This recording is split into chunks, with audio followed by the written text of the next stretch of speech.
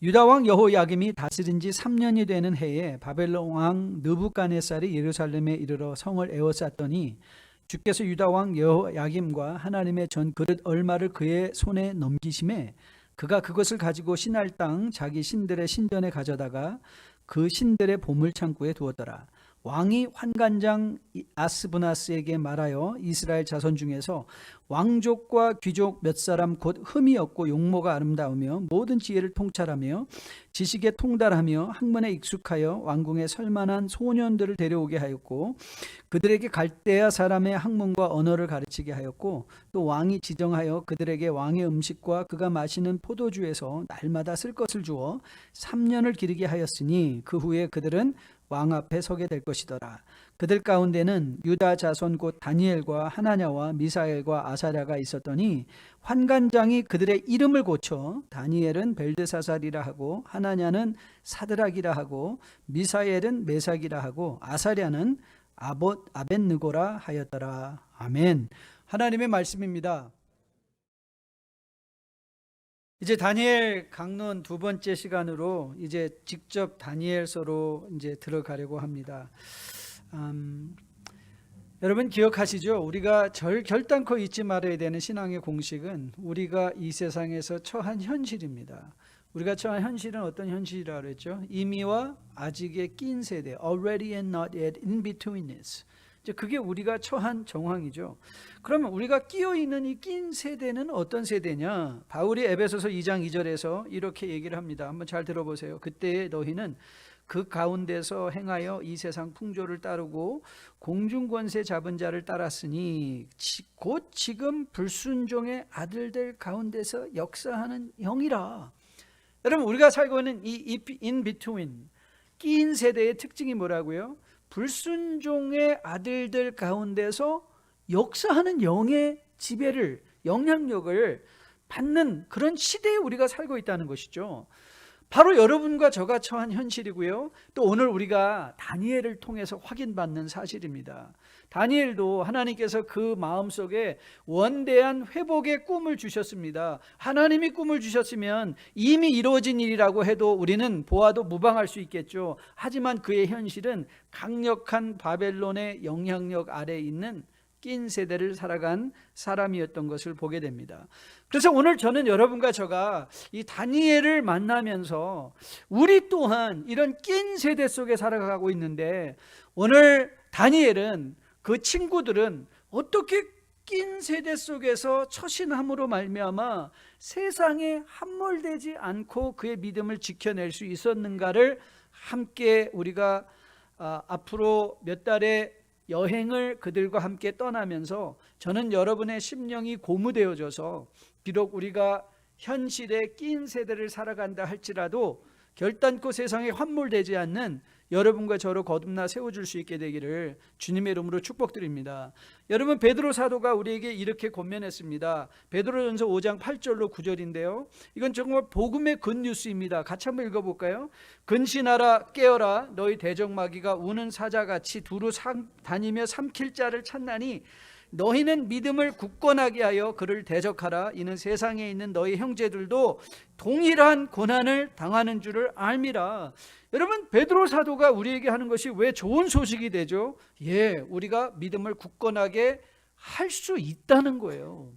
우리가 믿음을 굳건하게 하기만 하면 세상에 우리가 어떤 세상의 환경 속에 여러분과 저가 우리 자녀가 어느 환경 속에 어느 대학이든지 어떤 세큘러하고 정말 세속적인 대학의 애들을 보낸다 할지라도 우리의 심령이 깨어 있어 하나님의 낀 세대의 특징을 이해하고 주님과 동행할 수 있으면 우리는 세상에 함몰되지 않을 수 있다는 것이죠. 그래서 야고보 장로가 야고보서 4장 7절에서 우리에게 이렇게 권면합니다. 이것도 같이 한번 읽어볼게요. 같이 한번 소리내어 읽습니다. 시작. 그런즉 너희는 하나님께 복종할지어다 마귀를 대적하라 그리하면 너희를 피하리라.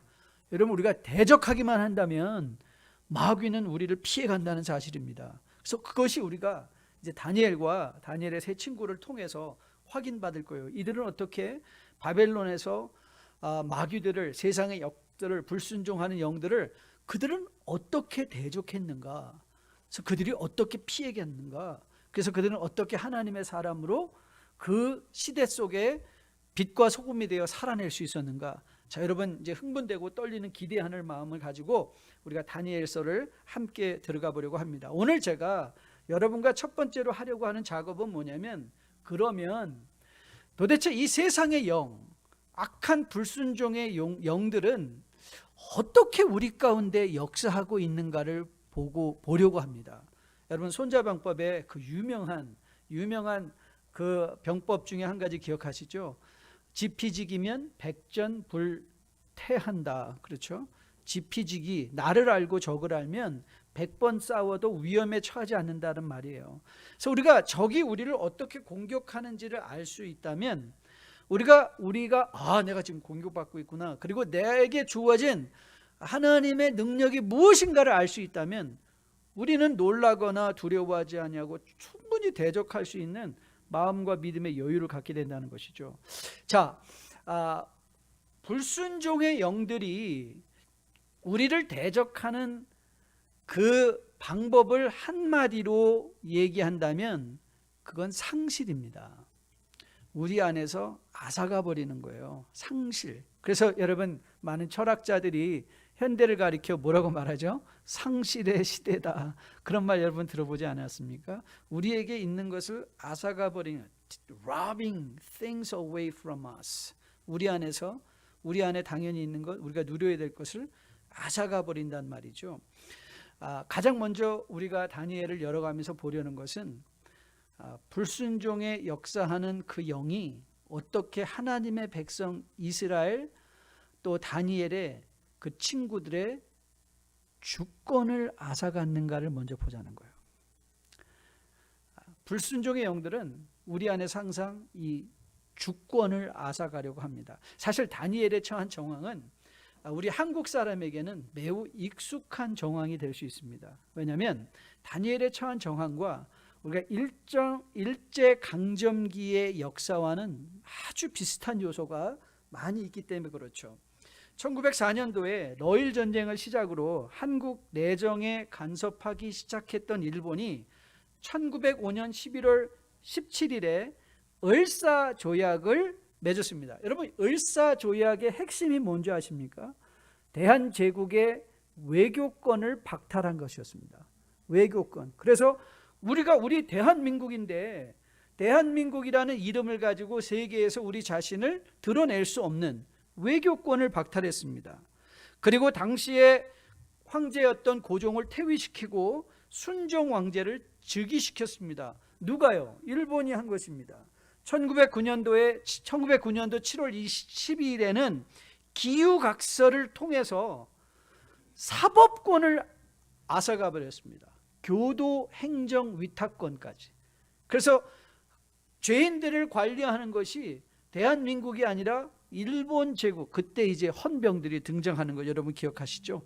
그리고 급기야 나가서 1910년도에 여러분이 잘 알고 있는 경술국치, 한일 합병 조약으로 일본 제국의 식민지로 국가적인 치욕의 날이라고 해서 경술국치인데요. 1910년도에 우리는 급기야 일본과 합방되는 때까지 나가게 된 것이죠. 자, 바로 그것이 오늘 본문에서 말하고 있는 1절과 2절의 정황입니다. 그럼 1절과 2절을 보세요. 유다왕 여호야김이 다스린 지 3년이 되는 해에 바벨론 왕 느부갓네살이 예루살렘에 이르러 성을 에워쌌더니 주께서 유다 왕과 여호야김과 하나님의 전 그릇을 얼마를 가지고 그의 손에 넘기시니 그가 그것을 가지고 신할 땅 자기 신들의 신전에 가져다가 그 신들의 보물 창고를 두었더라. 여러분, 여기서 바벨론이 한 일이 뭐죠? 네, 여호야김을, 그 다음에 그의 백성들을 포로로 잡아가는 것, 이것이 사법권과 외교권을 다 이제 잃어버린 것이죠. 종교권까지도 다 잃어버린 상황 속에 들어간 것을 보게 됩니다. 즉 다시 말하면 이제 이스라엘의 주권은 전부 다 바벨론으로 옮겨가 버린 상태를 보게 됩니다. 자, 우리가 갖고 있는 이 성경은요, 기독교에서 사용하는 이 성경의 구약의 구성과 히브리 사람들이, 유대인들이 사용하는 옛 성경의 구성과는 약간의 차이가 있습니다. 우리 성경은 성경을 문학적 장르별로 모아서 구분을 해놓았어요. 그래서 맨 앞에 모세오경이 있고, 그 다음에 사사기부터 시작해서 사무엘에 이르러 이제 역대기까지 이르는 역사기가 있고요. 그리고 그에 이어서 이제 우리는 시가서를 보게 되고요. 5권의 시가서와 더불어 그 다음에 이제 나오는 것이 이사야를 시작으로 하는 대선지서와 소선지서. 그래서 우리 구약은 말라기로 이제 끝나게 되는 것을 보게 됩니다. 그런데 사실 이 구성이 히브리 사람들의 구성과는 조금 차이가 있습니다. 히브리 사람들은요, 세 개로 구약을 구분하는데 토라, 모세오경, 율법서, 토라라고 하고요. 그 다음에 네비임 해가지고 선지서, 그 다음에 케투빔 해가지고 성문서, 이렇게 구분을 합니다. 그래서 모세오경은 토라는 토라이고요. 그런데 이 선지서를 이제 또 두 가지로 나눠요. 전기선지서와 후기선지서인데, 우리가 생각하는 역사라는 문학적 장르의 모든 책들은 유대인들은 그것이 선지서로 유형으로 묶습니다. 그래서 전기선지서는 여호수아, 사사기, 사무엘, 열왕기이고요. 그 다음에 후기 예언서는 이사야를 출발으로 예레미야, 에스겔, 그리고 호세아로 시작되는 12권의 소선지서입니다. 여러분 눈치채셨나요? 우리가 구약을 구분할 때 다니엘은 선지서에 포함시켜서 우리가 이해를 하는데, 사실 옛날 히브리 사람들은요, 이 다니엘을 선지서에 포함시키지 않고 성문서에 포함을 시켜 놓았습니다. 그러니까 성문서는요, 시가서, 우리가 흔히 사용하는 5개의 시가서와 더불어 룻기와 예레미야, 에가, 에스더, 다니엘, 에스라, 느헤미야, 그리고 이 마지막 책이 구약의 마지막 책이 히브리적 관점에서는 역대기가 마지막 책으로 기록이 됩니다. 아니, 그게 왜 중요한가? 여러분, 우리가 흔히 생각하는 역사는 우리가 지금 역사를 정의하는 데 지배를 받습니다. 그래서 우리는 과거에 일어난 사건들의 나열, 그 팩트의 나열이다라고 생각하는데, 사실 히브리 사람이나 구약시대 사람들은 역사를 그렇게 활용하지는 않았습니다. 엄격한 의미로 우리가 역사가 과거에 일어난 사실들의 열거라고 할 수 없습니다. 왜냐하면 이미 그런 역사는 존재하지 않죠. 역사라는 책을 여러분이 집에서 볼 때 이미 여러분은 역사에 일어난 사실대로 보는 게 아니라 그 역사를 기록한 사람이 어떤 사건을 pick and choose, select 했느냐. 그래서 이미 여러분이 역사책을 여는 순간 여러분은 역사의 해석과 의미를 보는 것이지 역사를 보는 게 아니에요. 사실 그게 성경이 접근하는 역사이기도 해요. 성경은 그때 어떤 일이 이렇게 일어났다를 말하고 싶은 것이 아니라 그때 일어난 이런 일들이 이런 의미다. 그래서 너희들은 그 일을 통해서 어떤 교훈을 받을 것이냐, 그 가운데 다니엘서가 있다는 거예요. 여러분, 구약의 역대기와 열왕기를 살펴보면 아니 이게 왜 이렇게 다르지? 다루는 내용도 다르고요. 역대기는 거의 대부분 다윗, 솔로몬, 그리고 유다 지파에 관련된 기록만 기록되어 있는 걸 보게 됩니다. 이스라엘의 기록은 거의 빠져 있습니다. 왜 그랬죠? 이제 포로기의 마지막 시대, 이제 우리가 믿기로 역대기는 아마도 구약에 쓰여진 순서상 가장 나중에 쓰여진 것이라고 생각하는데, 그걸 쓴 사람은 역대기를 통하여 포로 시대에 신음하고 있는 이스라엘 백성들에게 우리가 아직도 다윗의 위대한 메시아와 같은 왕을 기대할 수 있다는 소망을 주고 싶은 거였었어요. 다니엘도 마찬가지로 낀 세대를 살아가는 여러분과 저에게 어떤 교훈을 줄 것인가에 저 관심이 있다는 것이죠.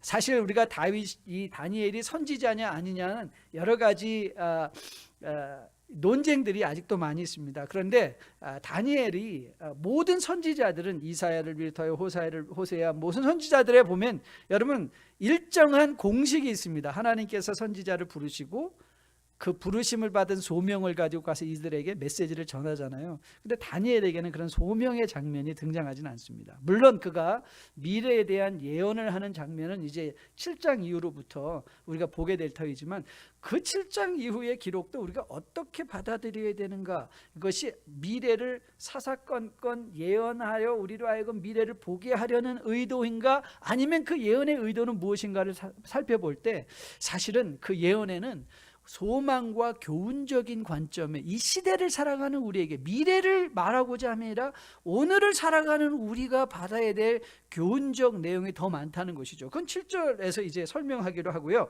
자, 오늘 본문 1절 2절에서 여러분이 주의 깊게, 여러분 지금 이 이스라엘의 상태, 다니엘의 상태는 모든 주권을 빼앗긴 상태라고 말씀하지 않았습니까? 마치 우리가 우리의 모든 주권을 빼앗겨서 을사조약으로 일본과 합방돼서 이제는 사법권이나 외교권이나 아무것도 갖고 있지 못한 그런 상황인데, 여러분 자 2절을 한번 눈여겨보십시오.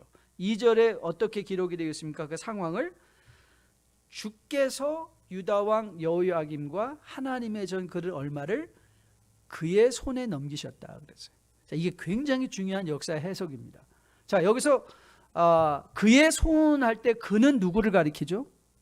네, 바벨론의 왕 느부갓네살입니다. 그런데 여호야김 이스라엘의 왕과 그 성전의 그릇들을 누가 넘겨주셨다고요? 하나님이 넘겨주셨다는 거예요. 하나님이 하신 거라는 거예요.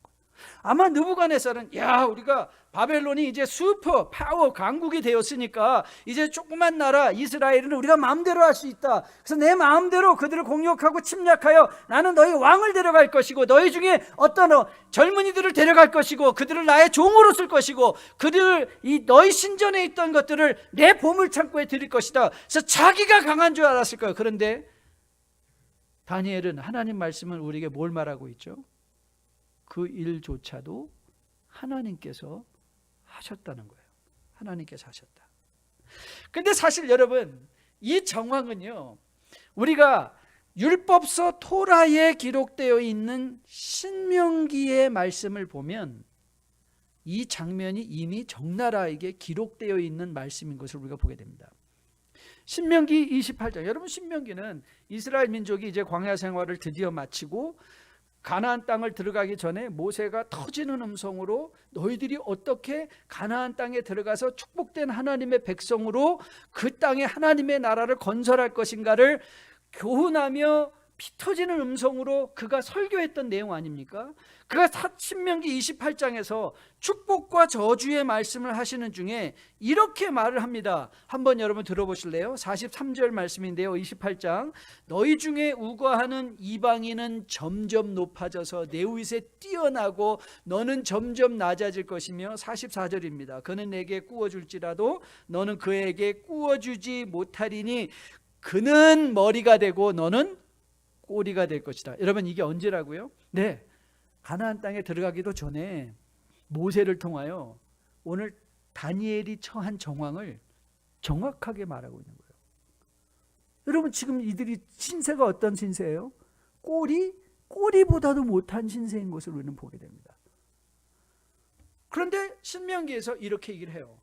그럼 왜 이스라엘 백성이 그런 자리까지 들어갈 수밖에 없는가? 여러분 잘 들어보세요. 모세가 이렇게 경고했습니다. 한번 들어보세요. 신명기 28장 45절 46절인데요. 내가 내 하나님 여호와의 말씀을 청종하지 아니하고 내게 명령하신 그의 명령과 규례를 지키지 아니하므로 이 모든 저주가 내게 와서 너를 따르고 내게 이르러 마침내 너를 멸하리니 이 모든 저주가 너와 내 자손에게 영원히 있어 표징과 훈계가 될 것이다.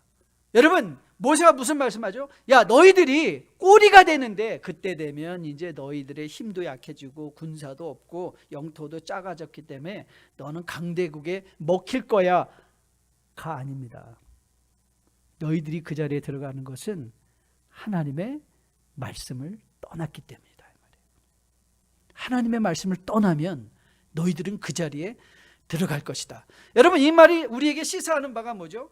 우리의 눈에는 모든 주권을 다 잃어버린 것 같죠.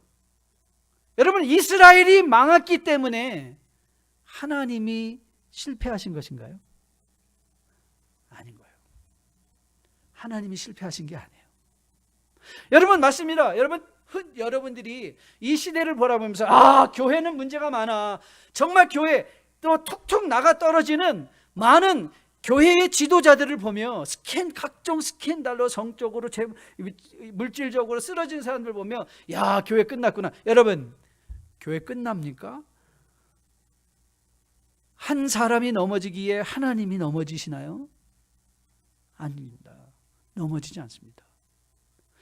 이스라엘이 망해도 하나님은 느부갓네살까지도 그의 손에 두시고 이런 일을 허락하시는 이유가 뭔지 아십니까?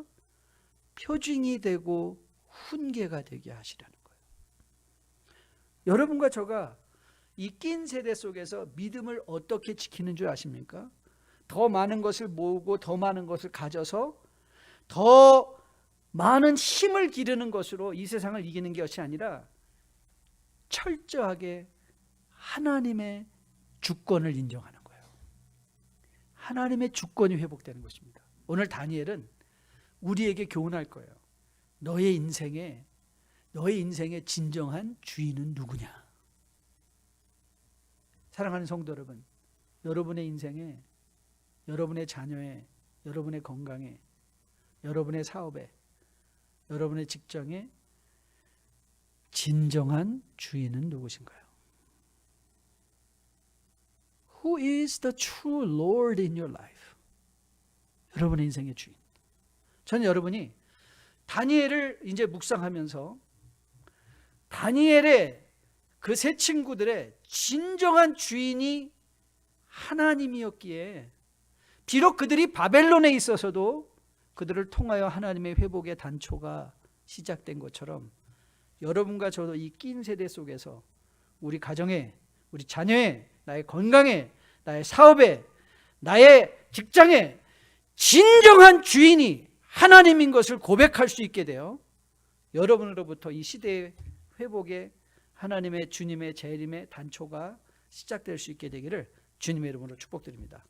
가장 먼저 악한 영들은요, 우리의 주권을 흔들며 우리의 삶에 치고 들어옵니다. 그리고 치고 들어오는 영역이 또 어딘가 하면 우리의 꿈입니다. 우리의 꿈을 상실시켜 버려요. 자, 본문 3절부터 5절 말씀인데요. 왕이 환관장 아스보나스에게 말하여 이스라엘 자손 중에서 왕족과 귀족 몇 사람. 여러분, 다니엘이 어디 출신이에요? 왕족과 귀족 출신의 사람이었죠. 그 중에 또 다니엘과 세 친구들은 어떤 친구들이었어요? 흠이었고 용모가 아름다우며 모든 지혜를 통찰하며 지식에 통달하며 학문에 익숙하여 왕궁에 설만한 소년들을 데려오게 하였고 그들에게 갈대아 사람의 학문과 언어를 가르치게 하였고. 저는 오늘 본문을 공부하면서 제 마음을 가장 짠하게 했던 게 5절 말씀이었어요. 자, 5절 말씀. 또 왕이 지정하여 그들에게 왕의 음식과 그가 마시는 포도주에서 날마다 쓸 것을 주어 3년을 기르게 하였으니 그 후에 그들은 왕 앞에 서게 될 것이다. 우리는 다니엘을 많이 오해하는 것 같아요. 다니엘을 우리는 흔히 성공한 사람, 우리 다니엘처럼 우리 자녀도 성공하자. 근데 여러분, 저는 특별히 오늘 설교 제목인 3년을 기르게 했다라는 데서 내 마음이 멈췄는데요. 왜냐하면 이 단어가 저에게는 어떻게 들렸냐면 3년 동안 사육을 당했으니, 짐승이 사육을 당했듯이. 어디에 서기 위해서? 세상의 왕 앞에 서기 위해서. 여러분, 다니엘의 진정한 꿈은 무엇이었을까요? 하나님의 백성의 왕족으로, 하나님의 백성의 귀족으로 그가 바라던 꿈은 무엇이었을까요?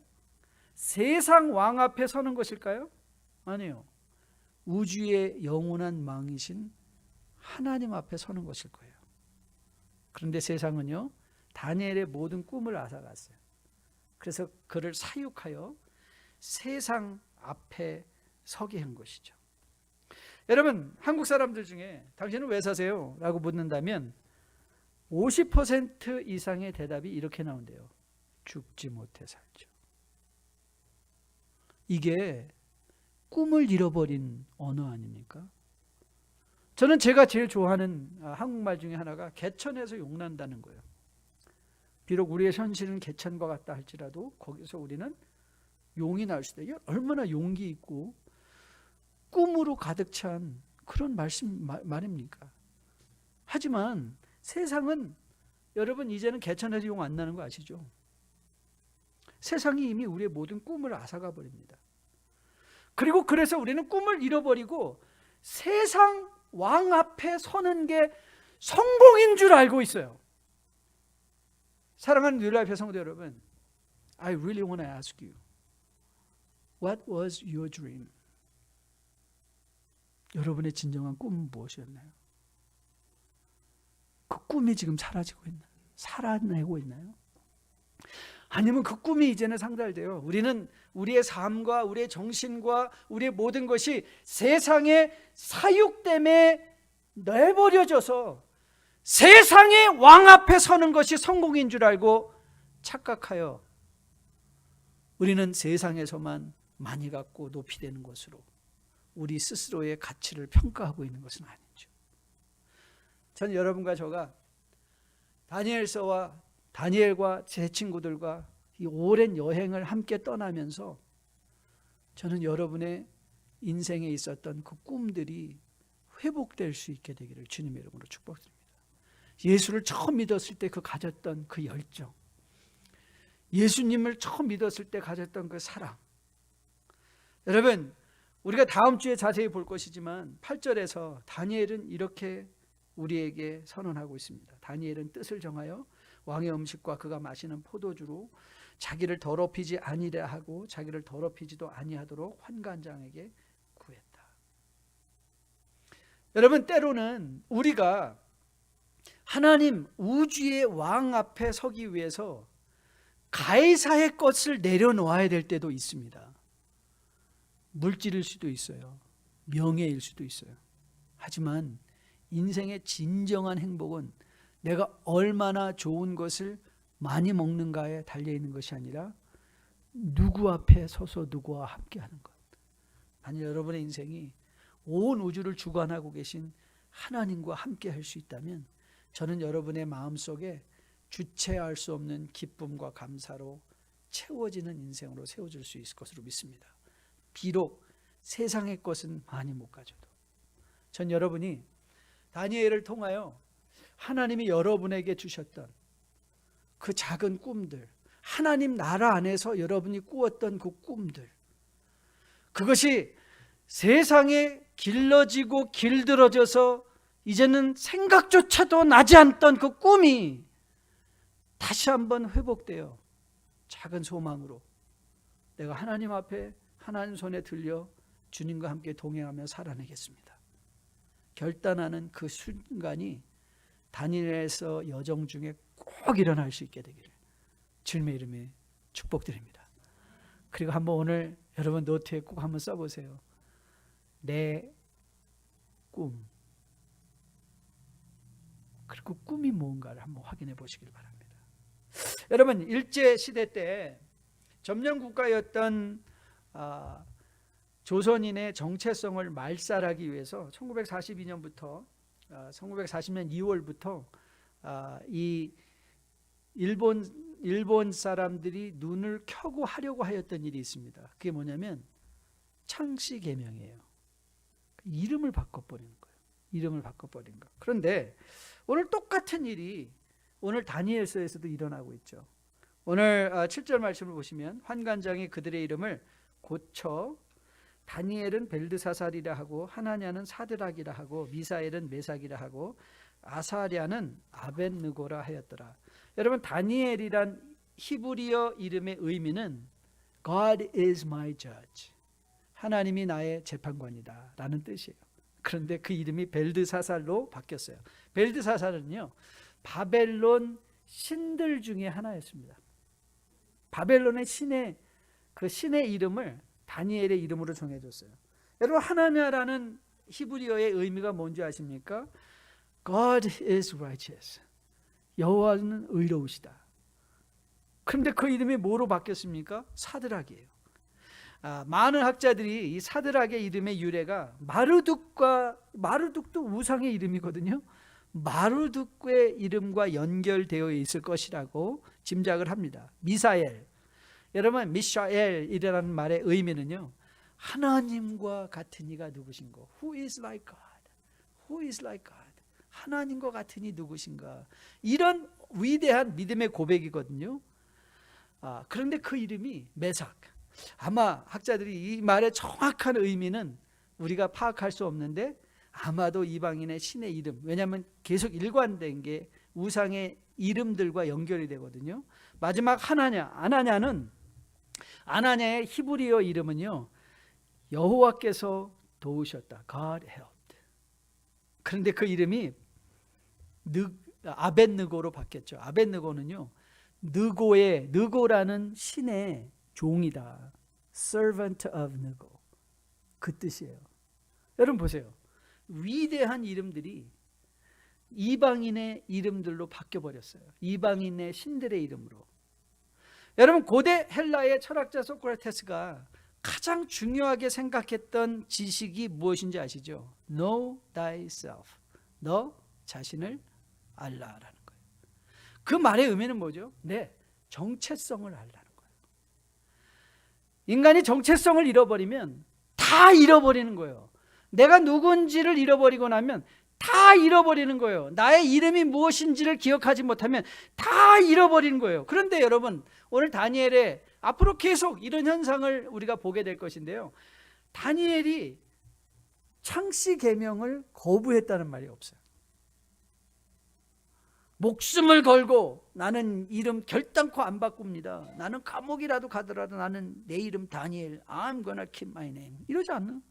이게 무슨 뜻일까요? 그럼 다니엘이 수용했다는 것일까요? 아니에요. 이제 앞으로 우리가 만날 다니엘을 보면 그가 사자굴 앞에서도 얼마나 담대했는지, 이 친구들은 풀무불에서도 얼마나 담대했는지, 그리 아니하실지라도 하나님이 우리를 살리지 아니하실지라도 우리는 그의 이름을 불경하게 하지 않을 것이다 라는 분명한 하나님의 사람으로서의 자기의 정체성이 있었던 것을 보게 돼요.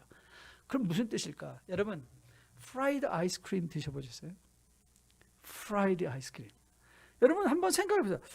어떻게 아이스크림을 프라이하지? 이러면 의아하지 않습니까? 그게 더운 펄펄 끓는 기름에 들어가는 순간에 녹아버릴 텐데 어떻게 아이스크림을 프라이하지? 여러분, 거기에는 이 물리학의 법칙이 거기 있더라고요. 아이스크림을 빵가루로 싸가지고 뜨거운 데 넣으면요, 이 연락학 법칙 중에 차가운 것은 더 차가워지려는 경향이 있대요.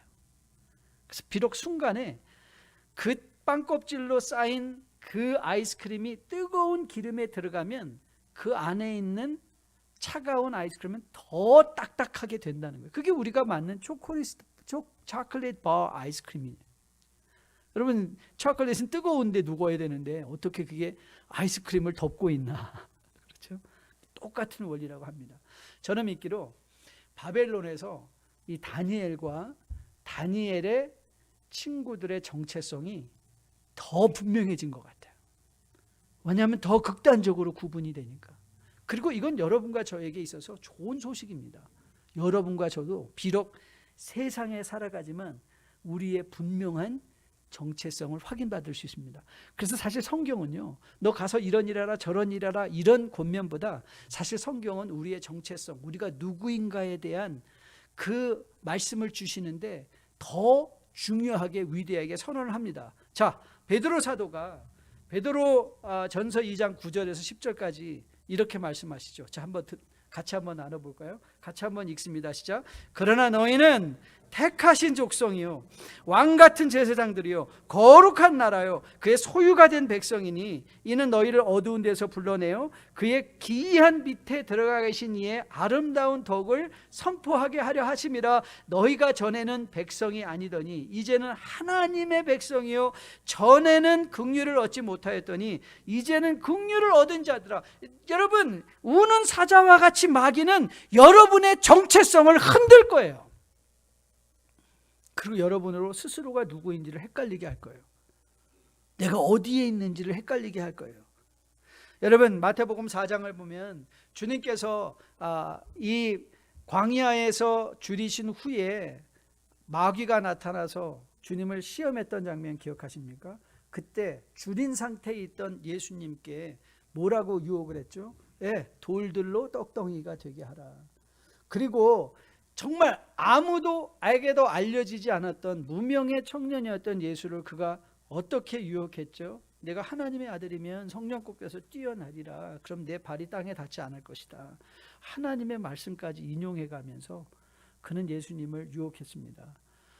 마지막에 이 산꼭대기로 예수님을 데리고 올라가서 천하만국의 영광을 보여주며 내게 절하면, 세상의 왕에게 절하면 이 모든 영광을 내게 주리라.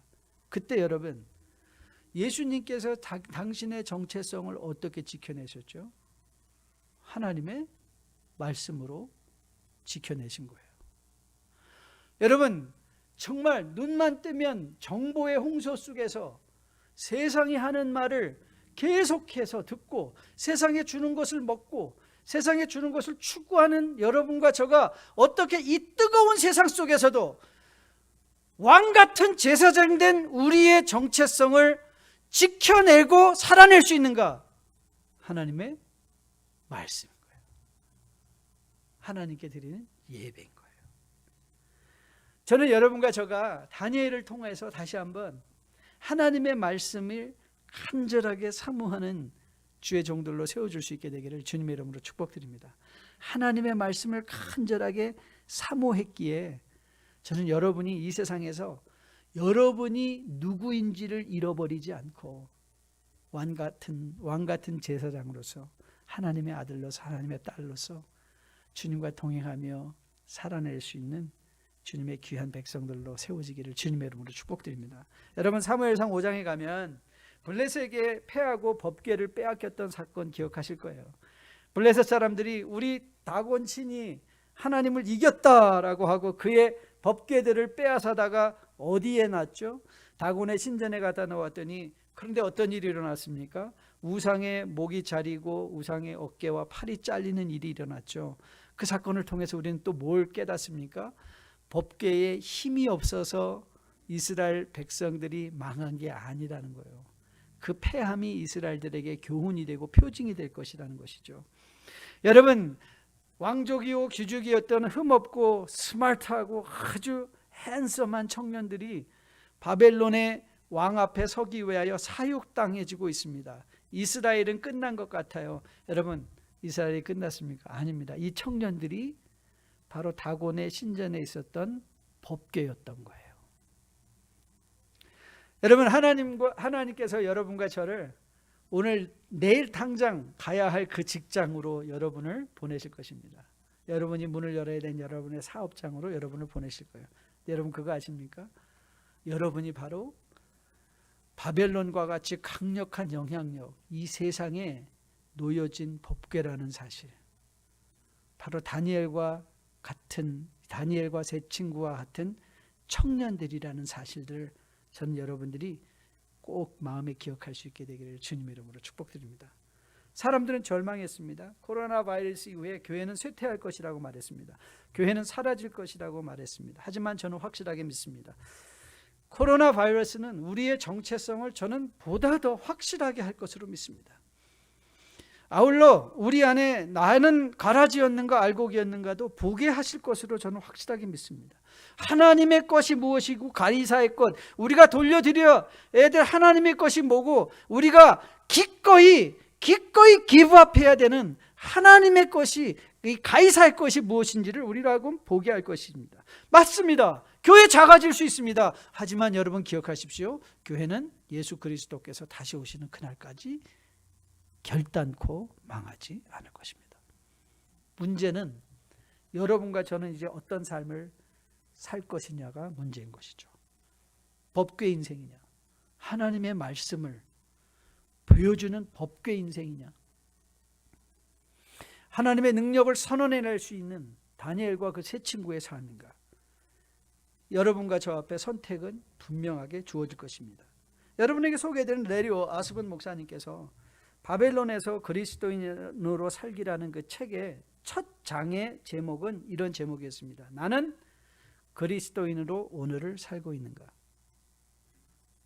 저는 여러분께 묻고 싶습니다. 여러분은 그리스도인으로 오늘을 살고 계시는지요? 그 장의 첫 번째 소주제는 이 주제였습니다. 계속해서 시대를 탓하기만 할 것인가? 세상이 악해지고 있어요. 세상이 망해가고 있어요. 이 세상이 우리를 함몰할 거예요. 이 세상이 문제예요. 교회가 문제예요. 믿는 사람들이 문제예요. 문제만 탓하고 있을 것인가? 시대만 탓하고 있을 것인가? 아니면 법궤가 될 것이냐? 아니면 다니엘과 세 친구의 그 정결한 모습으로 세상 가운데 설 것인가?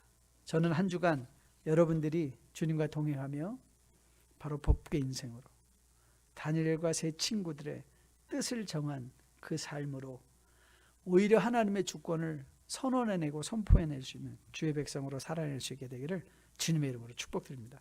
다 일어나서 마지막 찬양하려고 하는데요, 저는 이 찬양이 여러분과 저에게 기도가 되었으면 좋겠어요. 주님 말씀하시면 내가 나아가리다. 주님 뜻이 아니면 내가 멈춰서리다. 나의 가고 서는 것 주님 뜻에 있으니 오 주님 나를 이끄소서. 바벨론과 같은 이 세상 속에서도 주님의 말씀에 따라 이끌려 살아낼 수 있다면 우리는 법궤 인생 충분히 살아낼 수 있습니다. 우리를 통하여 하나님의 살아계신 하나님의 주권이 선언될 수 있습니다. 그 자리에 이 기도를 통해서 함께 설 수 있게 되기를 주님의 이름으로 축복드립니다.